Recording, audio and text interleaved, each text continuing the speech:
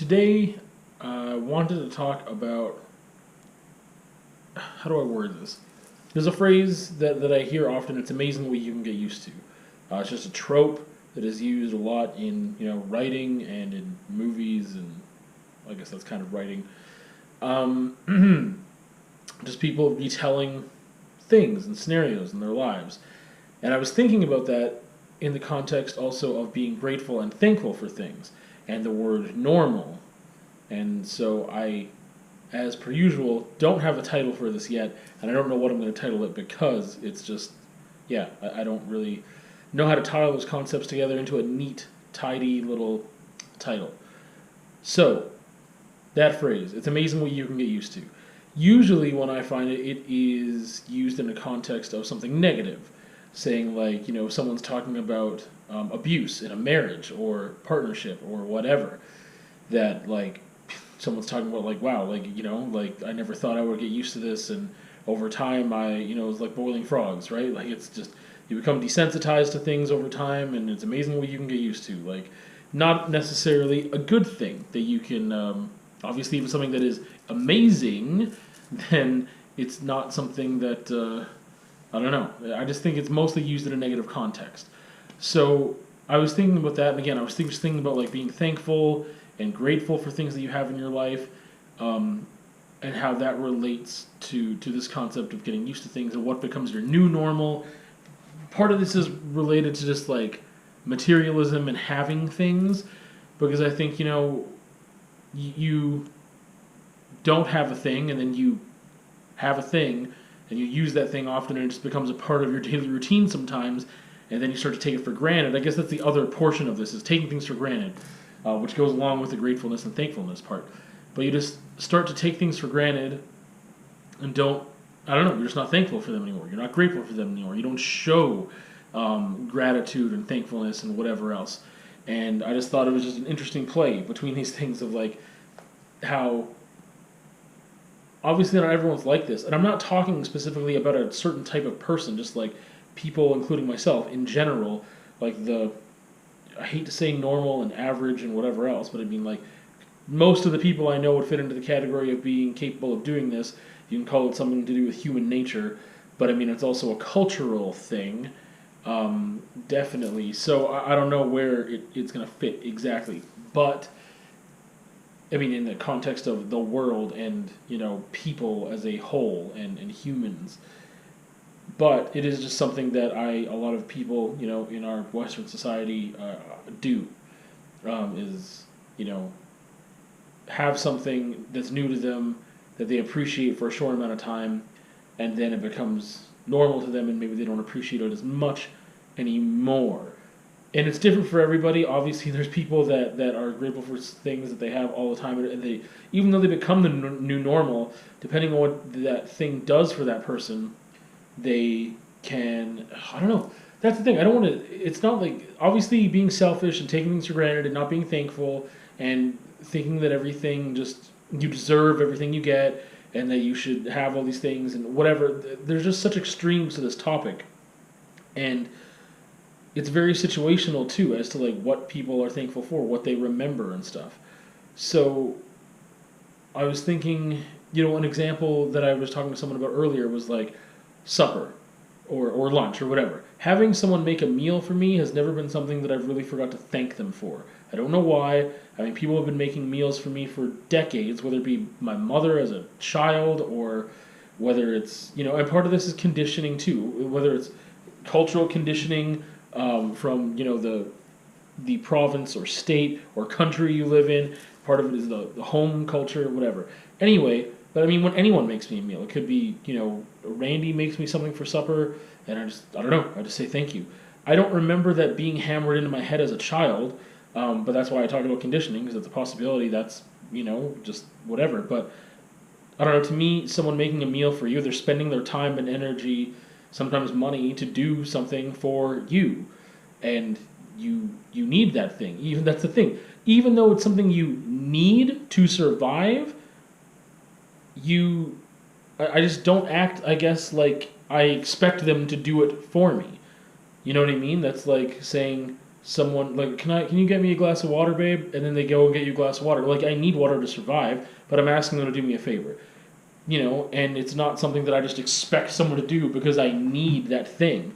Like, again, with eating meals, like, you need to eat, but that person didn't need to make it for you. So it's just a thing that I don't know. It's never been like fake gratitude, but it's the only thing I can think of where it's like not on a regular basis now, because I cook way more meals now in the ratio of who cooks meals in a week than Randy does. But that's just like a time thing and a work thing. I have the time. I'm not working right now. Randy's at work, and I can have supper ready for when she gets home. So that's what I do.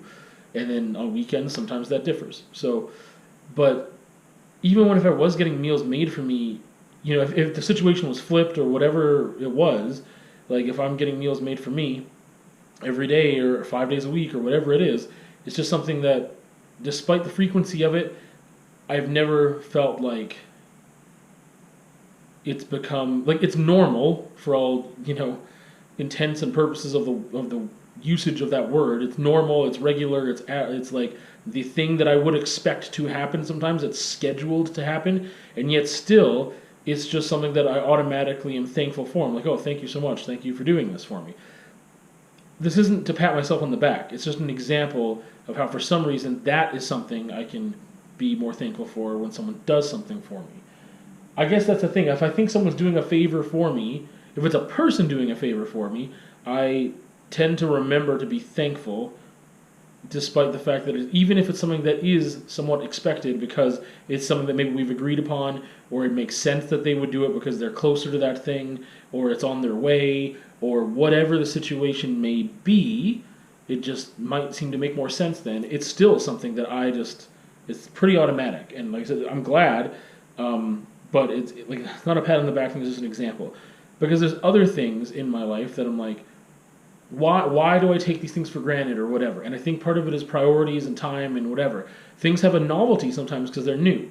Like, I have said this before, but this studio space, I don't take for granted. I'm not here as much as I want to be, but that's just a shift in priorities in life.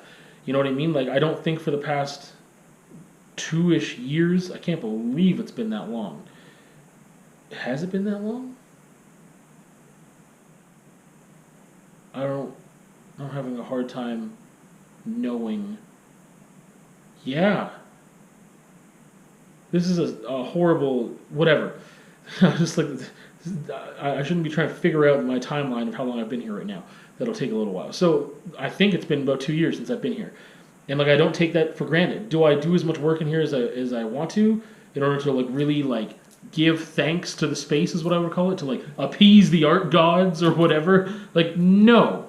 But it's just a shift in priorities, yet it is still something that I am so thankful for this space, because I'm like, man, it's really hard to find spaces. Like, I'm thankful for the rent being affordable and very acceptable and like kind, and like, that I'm thankful that I'm able to keep that up with the help of people in my life or whatever. So it's something that again, like this space, I'm super thankful for. My bike is something else I've been thinking of, where I was like, man, like sometimes, like, and it started really early on. I've never read this book, but this Dr. Seuss book, I think it's called All the Places You'll Go or whatever. I've never read it, but I mean, I know what the sentiment of it is. And when I first started riding my bike, like my mountain bike, and I was in the coulees and stuff, and I was on trails, that kept popping into my mind. Like, this is it's a literal vehicle, not just a conceptual one, or a figurative one, but it's a literal vehicle that will take me to all these places that I never would have gone before. Any place that I can ride my bike, I could also hike, but I didn't, is the point. I didn't walk on those trails. I didn't explore the coulees that way. It's just not what I did. So it's just this beautiful, wonderful thing in my life that I also like really try hard to. No, that's not true. I don't have to try hard. These are the things I'm talking about right now that come easy to me. I don't have to try hard to not take it for granted. I want to be on my bike as much as possible. If I could ride every day and hit trails every single day, I would. Weather sometimes doesn't permit me to have an enjoyable ride if it's like raining and muddy and windy, whatever. And, it's just not what I can do as much as I want to do. But I love it. I try to really take care of my bike as much as I can with maintaining it myself and getting it in for, a cent to, my preferred bike shop in town, local bike shop, for them to maintenance when it needs maintenance. Like, I really try and take care of that thing. And that goes with features that are on that bike that that I've acquired, that I really try to take care of and appreciate and I love and enjoy. These things are easy for me to be thankful for. And I was thinking this week of like my storage unit. In the vlog this week coming up, I talk about, man, I've gone to my storage unit like 3 times in the past 2 weeks, 3 or 4 times, and it's nuts. And I was like, oh my goodness, like I never really took my stuff for granted, but it's interesting that my stuff has been in there, and before this couple of weeks, I didn't need to go there that much. I went there to get my Nintendo 64 games because Randy bought me a Nintendo 64, which leads me to another part of this conversation in a minute. But I went there to get that, and then I didn't have to go back again for a bit. But then I went to get a movie because we were going to watch it, and it's not on Netflix, and we didn't want to like download it or whatever, pay for streaming or something. So I was like, okay, I have the DVD, I'll just go get it. And I need to go get a book, and then or books so that we could research some stuff for the podcast. And it's just like, man, like I really, for a little while there, it's not that I didn't miss my stuff, but I got comfortable without it. Not meaning, like, obviously I could do without it because I don't need it to live. But I mean, I have hundreds and hundreds of books that are there.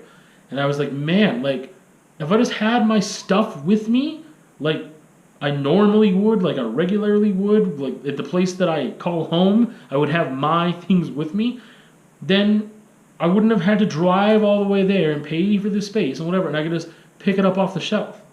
And that's the thing, like my bookshelf and the books that filled it were mostly like, I mean, the vast majority of them I have not read yet, and I want to read. And it's not necessarily like a status thing. Like I don't just buy books randomly trying to fill it up and look how many books I have. There's certain books for certain reasons. I pick certain books as I want to read that book for whatever reason it is. But it was also just like, man, like by not if I had them and I didn't read them at all and I wasn't making it a priority to read, then that would be like a really for show thing and not genuine or a priority. And in some ways, that's what that's the part that I'm getting to now. Is like by having something but not using it, is that taking it for granted? Because I was just thinking about the Nintendo 64, and it's like the novelty of it has worn off a little bit, but also my shift in priorities has happened. And when it was a really rainy day today, and I was thinking about like, man, this is a perfect day to sit down and play some 64 because I haven't played it for like 2 weeks, and there's games I want to play on it, and I enjoy having it there. But then I chose to do other things instead, mostly a lot of cleaning and whatever else.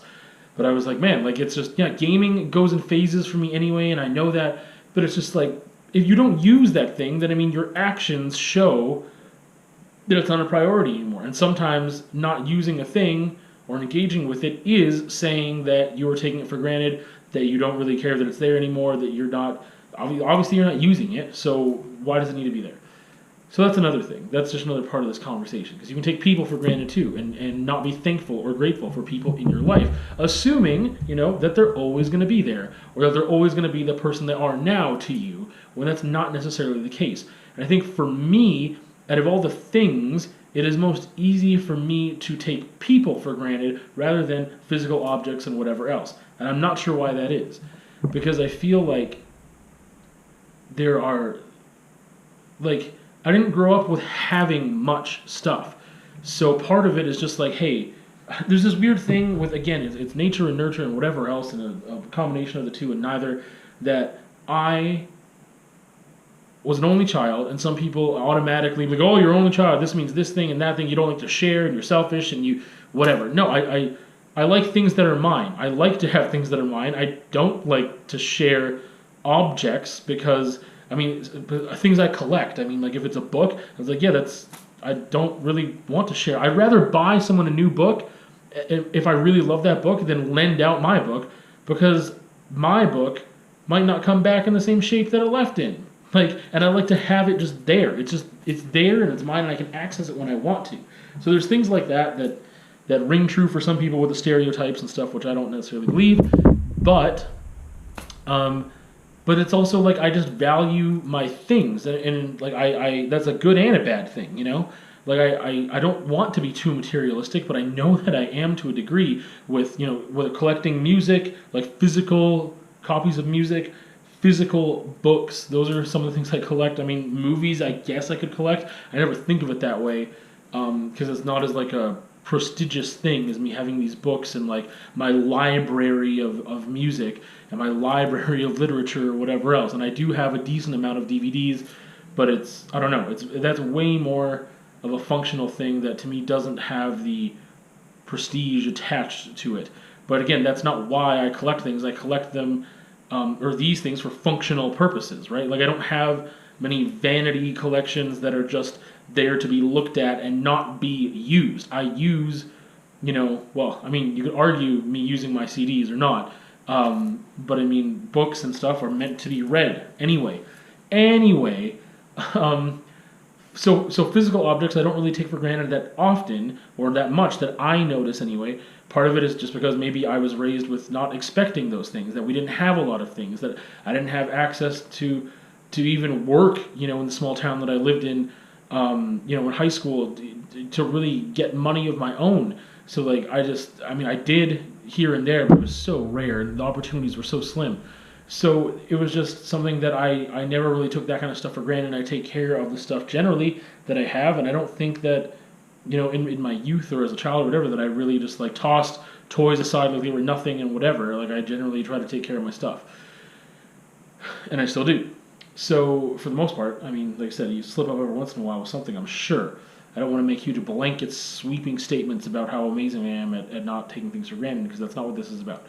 So, but physical objects or people doing things for me. However, that's where the weird thing ties in. So like people doing things for me, you would assume they're doing them because they appreciate you and they're giving back to you and they're sharing their time and their energy and whatever, like I said before.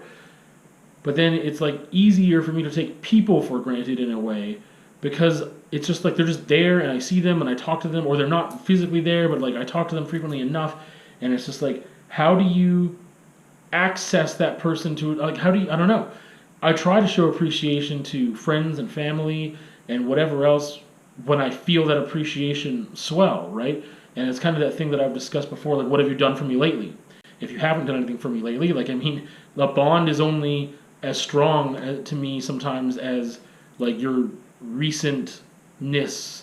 Like, if you leave a relationship alone for weeks and months and possibly years, I wouldn't expect it to be the same when you return to conversing with that person. That's just how I see things, and how I kind of function in my relationships with other people on this planet. So it's this weird thing where like I think that, I don't know, I don't want to appreciate things when they're gone. I don't want that to be the thing that makes me be like, oh man, like I really wish that I treated that person or that thing or the situation better. The situation being like having a studio space, or like a thing being an object, or a person being a person. Like, it's not that I'm like, oh man, like who wants to be in that situation? Because a lot of the times that scenario goes hand in hand with that thing not being there because you didn't treat it the way it should have been treated, because you took it for granted it's not there anymore. And I don't want to do that. I don't want to be that thing. It's just a thing that I just feel like naturally I just end up taking people for granted, because I guess naturally I don't have enough patience with people. That's what it comes down to.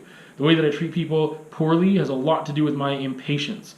And so I don't want that to get the better of me and my relationships and cause them damage. But it's so much easier for some reason. I don't know why. Because that's the weird thing. I have control over my objects for the most part. I have control over my situations when it comes to like opportunities and whatever, a lot of the time, 50% of the time, whatever, depending on how you want to talk about opportunities and scenarios and situations. But I mean, like, I'm controlling certain things in my life. They can't just pick up and leave. And those are things that, because I have control over them, it's easier to appreciate them, easier to be thankful for them, which doesn't make any sense to me, and where this kind of conflict is coming to, because if I can't control someone else, I can't control Whether they stay in the relationship, romantic, friendship, family, or whatever type of human relationship it is, I don't control whether they stay in that relationship or not. And if it's based off of my actions, you'd think that my actions would dictate that, oh, I don't have control over this. I really need to be up to par. This is just, some people I think are just naturally in that space where they appreciate those people like the way they should be, and they don't have to work at it. But for some reason, I need to work at not just showing appreciation, but feeling appreciation. Because when I do feel thankful and appreciative of people, I show it. I'm good at expressing it. The problem is I don't feel it as much as I should feel it. Like in my core, the feeling is there, but it's not like at the surface level where it should be. And that's where it comes down to like normalization and things like that. If there's someone that you see every single day and you love that person, it should be, I mean, you want to do things for them and whatever else. But I mean, there's a certain point in certain scenarios where I think you take advantage of that. Or same thing as taking them for granted. You take advantage of the fact that they're always going to be there. You think that they're always going to be there and be the same to you and whatever else, and that's not necessarily true. So it's just a weird thing where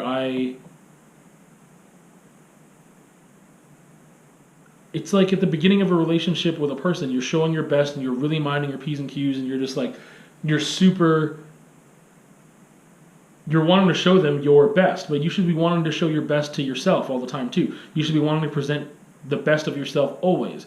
But that's not how things work. It's like in a job interview, you're going to be in job interview mode, and when you're actually on the job, for most people, I think you're not in that same like thing. You get comfortable, and with comfort, some things start sliding, and you're just not, you don't have maybe the same work ethic or whatever. And that's the thing, is relationships, friendships, family, romantic ones, whatever, they take work too. So at first things are new and exciting and it's easy. I mean, like I said, my bike romance has never faded for me. Yes, I would like to get a new bike, but it's not because I don't appreciate the bike I have now or because I just want new things all the time. It's like, well, I have, a hardtail. I don't have any rear suspension. It'd be really nice to have a bike with rear suspension, and it's not something that I can just, as far as I know anyway, just get a feature of rear suspension onto my bike frame now. Like, it's not a feature I can add to this bike. But the thing, I never fell out of love with my bike, and it's not necessarily that I fall out of love with people. But I mean, at the beginning of things, in a honeymoon phase, I mean, you can have a honeymoon phase with objects, you can have a honeymoon phase with people, and whatever. But I mean, it's just a thing where I find my patience just completely goes out the window after a while when I get comfortable. When I get comfortable with people in my life, they see the real me, as I think is with most people. And part of the real me is not having enough patience, being too quick to anger. Like, that's just something that happens sometimes. I don't think it manifests in a super extreme way, but it's just something that's there. Like, and I work on that. I continually work on that. However, it's still something that I struggle with. It's still something that I have to work on. And there's some things that you just, I don't know, it's just, that's just the conversation. There's some things that you don't have to work on. That despite the fact that they become way more normalized to your everyday life, there's still an appreciation and thankfulness and gratefulness for those things happening, even though you're used to them. So I don't know why with people, it's not the same for me. This leads me to my, conclusion, of what are things that I can do to reset myself into reminding myself. It's a weird thing, and I don't know if it's like just, hey, that's the way it is, or if it's just like a sign that it's just super not cool of me, and I'm like broken. But it's like I need to reset and remind myself to be patient, to be grateful for the people that I have, and to, like I said, when I am feeling love and appreciation and whatever, I express that. Like, I don't hide that for any reason. I'm not afraid to express it. I'm not bad at expressing it. When I feel it, I express it. So the problem is that sometimes I need to remind myself what I really have in those relationships and express that in more passive ways, like having patience, like treating people better. And it all comes down to patience, right? Like, for me, that's my biggest thing, is not having enough patience. And I think that one of the, like, I don't know, what do you do, right? Like, some people have a nightly journal they write in. It's just a reflection of their day, and maybe part of that is a practice that I need, is to have something that I write in every day that's just about my day, because the people I spend time with or whatever are going to be reflected in that, the experiences I have in a day, whatever else, and I can really analyze how those things went and how I feel about my relationships with those people. I think meditation is something that would help me too, because it has helped me in the past be just less anxious and be more prepared for the day or whatever. But I mean, it could also be a thing that going into that meditation or out of that meditation, if I could actually in that space not have many thoughts, I mean, that's kind of the goal. But around that time, I think that maybe one of the things is that I could be thinking and reflecting upon myself and the days and whatever else, letting myself have actual thoughts. Because this also relates to something that I've talked about numerous times too.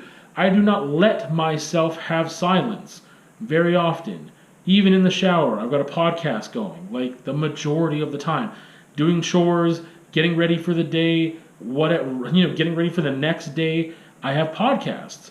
I don't like to just be completely alone with my thoughts. I'm not explicitly scared of it. It's not something that I am terrified of, that I have, like, I don't know. It's just that I also, part of it isn't like a fear to get away from having these thoughts. I mean, if it is, it's subconscious, and I acknowledge that it's a possibility, because it would make sense that I don't want to be reflecting all the time. I overanalyze things too much, and that's what leads to my anxiety a lot of the time, which is why things like biking and meditation would help me to, or even art making, things that force me into focus on one thing and only that thing, like reading sometimes. I mean, when I don't drift away into other thoughts, that is what eases my anxiety and helps me out, because I can't overanalyze that situation. When I'm biking on a trail on the side of a cliff, as I've mentioned lots of times this analogy, I have to be focused on that one thing. I can't be thinking about the fight that happened earlier. I can't be thinking about how I'm going to respond. I'm not thinking about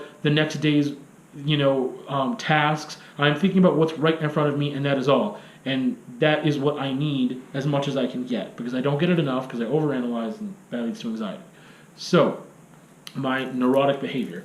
So that is one reason which makes sense as to why I wouldn't want to be alone with my thoughts too much. But I don't think I'm alone with them enough. And so I need to make time and force myself into positions that hopefully, again, they might become routine.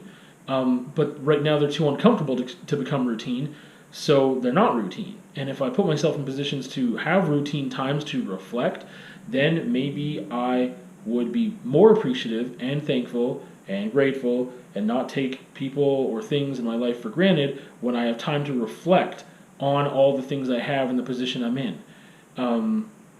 There's often times that the things remind me, but it's not me reflecting enough. It's just like, oh man, there's like a couple Chaos songs where there's just like a line or a lyric in there that make me reflect on that. And one of them is Holy Cow, the song Holy Cow.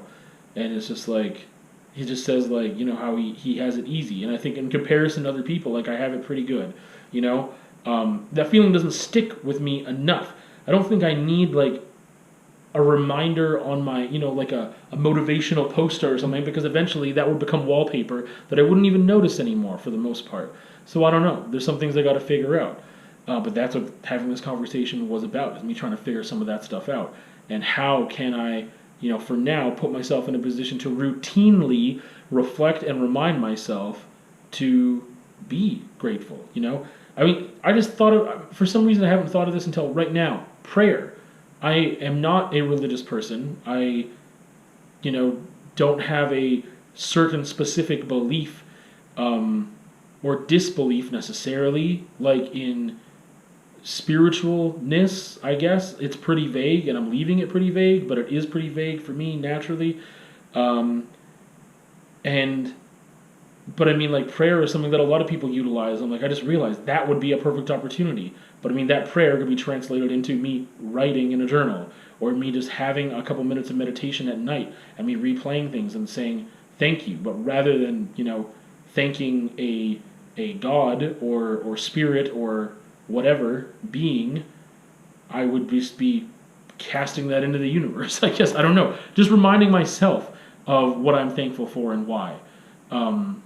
That's not a bad idea. With that, we'll see you on another time.